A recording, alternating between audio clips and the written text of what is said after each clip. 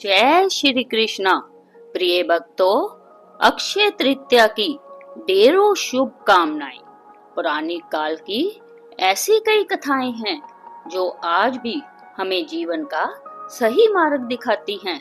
आज के इस विशेष वीडियो में हम चर्चा करेंगे उस चमत्कारी अक्षय पात्र की जिसने द्रौपदी की लाज बचाई, और साथ ही जानेंगे धर्मराज वैश्य की वह परीक्षा जिसने धर्म की परिभाषा ही बदल दी। अंत तक बने रहिए, क्योंकि ये कहानियां आपकी आत्मा को शांति और ज्ञान से भर देगी। कथाएं शुरू करने से पहले प्रिय भक्तों, कमेंट बॉक्स में जय श्री कृष्णा लिखकर अपनी हाजिरी लगवाएं। महाभारत समय की बात है। एक समय अत्याचारी दुर्योधन द्वारा छलपूर्वक पांडवों का सब कुछ हरण कर लिया गया। वे महाबलशाली 5 पांडव द्रौपदी सहित वन वन भटकने के लिए मजबूर हो गए। अपने पतियों के इस दारुण क्लेश से द्रौपदी को बहुत कष्ट हुआ। उसने भूख प्यास के महान कष्ट से मुक्ति पाने के लिए काशी में भगवान सूर्य की मनोजोग पूर्वक आराधना की। द्रौपदी की आराधना से प्रसन्न होकर भगवान अंशुमाली प्रकट हुए और उससे इच्छा अनुसार वर मांगने के लिए कहा। द्रौपदी ने कहा, प्रभु, यदि आप मुझ पर प्रसन्न है तो इस विपत्ति काल में हमारे भोजन की समस्या का समाधान करें।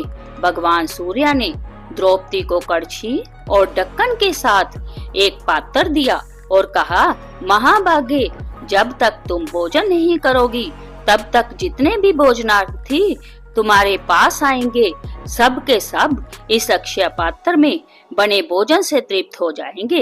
तुम्हारे भोजन कर लेने के बाद यह खाली हो जाएगा। तुम्हारी आराधना से प्रसन्न होकर मैं एक वर तुम्हें और देता हूँ। जो मनुष्य काशी में विश्वनाथ जी के दक्षिण भाग में स्थित मुझ द्रौपदी आदित्य की आराधना तथा दर्शन करेंगे, उनकी भूख पीड़ा नष्ट हो जाएगी। उन्हें संपूर्ण जीवन में कभी भी अन्न की कमी नहीं होगी। दुष्ट दुर्योधन को जब भगवान सूर्य द्वारा द्रौपदी को प्राप्त अक्षय पात्र की बात ज्ञात हुई तो उसने पांडवों को कष्ट देने का एक नया उपाय सोचा।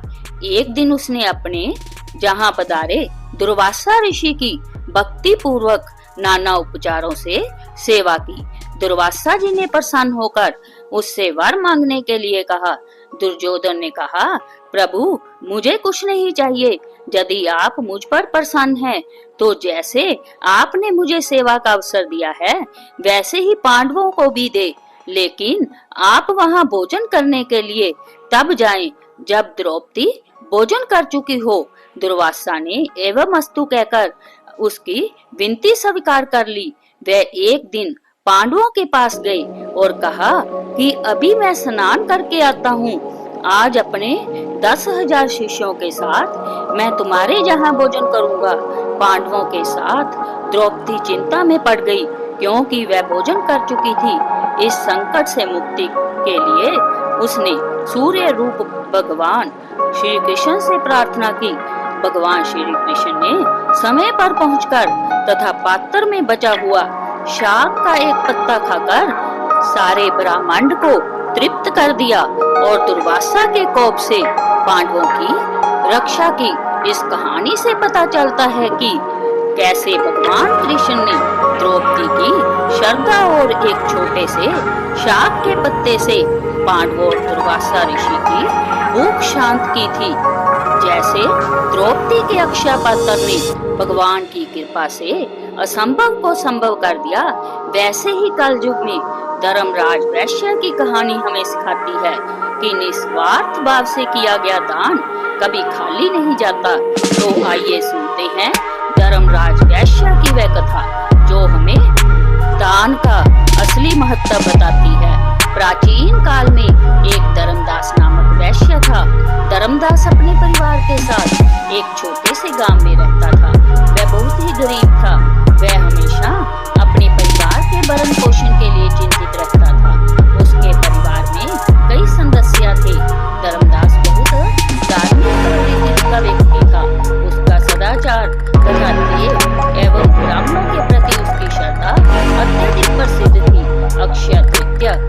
व्रत के महात्म्य को सुनने के बाद उसने अक्षय तृतीया के आने पर सुबह जल्दी उठकर गंगा में स्नान करके विधि पूर्वक देवी देवताओं की पूजा की। व्रत के दिन सामर्थ्यानुसार जल से भरे घड़े, पंखे, जौ, सत्तू, चावल, नमक, गेहूं, गुड़, घी, दही, सोना तथा वस्त्र आदि वस्तुएं भगवान के चरणों में रखकर ब्राह्मणों को अर्पित की। जैसा दान देखकर धर्मदास के परिवार वाले तथा उसकी पत्नी ने उसे रोकने की कोशिश की। उन्होंने कहा कि अगर धर्मदास इतना सब कुछ दान में दे देगा तो उसके परिवार का पालन पोषण कैसे होगा। फिर भी धर्मदास अपने दान और पुण्य कर्म से विचलित नहीं हुआ और उसने ब्राह्मणों को कई प्रकार का दान दिया। उसके जीवन में जब भी अक्षय तृतीया का पावन पर्व आया, प्रत्येक बार धर्मदास ने विधि से इस दिन पूजा एवं दान आदि कर्म किया। अनेक रोगों से ग्रस्त तथा वृद्ध होने के बाद भी उसने उपवास करके धर्म कर्म और दान पुण्य किया। यही वैश्या दूसरे अगले जन्म में कुशावती का राजा हुआ। मान्यता है कि अक्षय तृतीया के दिन किए गए दान पुण्य व पूजन के कारण वह अपने अगले जन्म में बहुत धनी एवं प्रतापी राजा बना। वह इतना धनी और प्रतापी राजा था कि त्रिदेव तक उसके दरबार में अक्षय तृतीया के दिन ब्राह्मण का वेश दान करके उसके महायज्ञ में शामिल होते थे। अपनी श्रद्धा और भक्ति का उसे कभी घमंड नहीं हुआ। वह प्रतापी राजा महान एवं वैभवशाली होने के बावजूद भी धर्म मार्ग से कभी विचलित नहीं हुआ।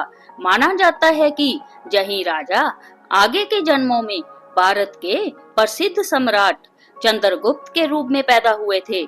जैसे भगवान ने धर्मदास पर अपनी कृपा की, वैसे ही जो भी व्यक्ति इस अक्षय तृतीया की कथा का महत्व सुनता है और विधि विधान से पूजा एवं दान आदि करता है, उसे अक्षय पुण्य एवं यश की प्राप्ति होती है। प्रेम से बोलिए श्री विष्णु भगवान की जय। ऐसी ही पवित्र कथाएं सुनने के लिए चैनल को सब्सक्राइब करना ना भूले। कथाएं पसंद आए तो एक लाइक जरूर करें।